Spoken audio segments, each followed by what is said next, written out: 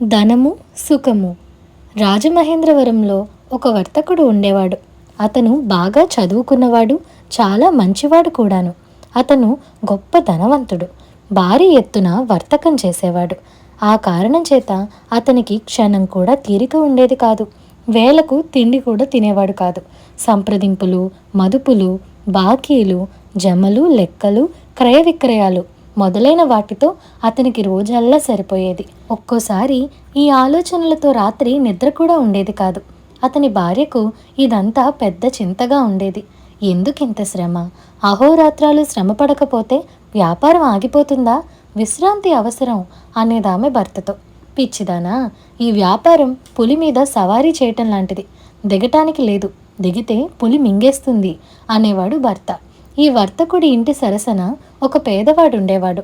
అతను ఎక్కడ పని దొరికితే అక్కడ శరీర కష్టం చేసి తాను సంపాదించిన కాసిని డబ్బులు తన భార్య చేతిలో పోసేవాడు. ఆ డబ్బులతో వాళ్ళ పొట్టలు నిండనట్టుగా జరుగుబాటు అవుతూ ఉండేది.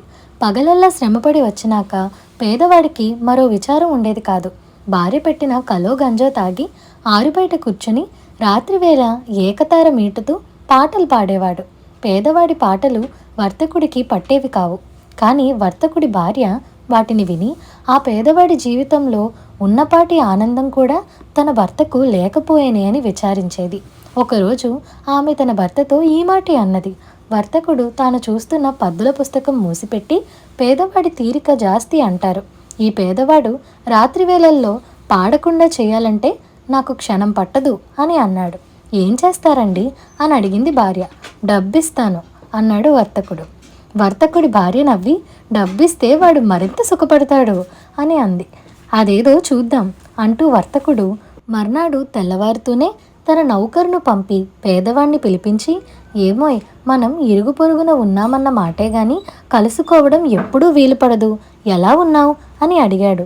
తమకు తెలియందేముందండి, రెక్కాడితే గాని డొక్కాడని బతుకులు, ఒళ్ళు హోనం చేసుకున్నా 4 డబ్బులు రాలవు, ఏదో ఉన్నంతలో సుఖంగానే బతుకుతున్నామన్నాడు పేదవాడు.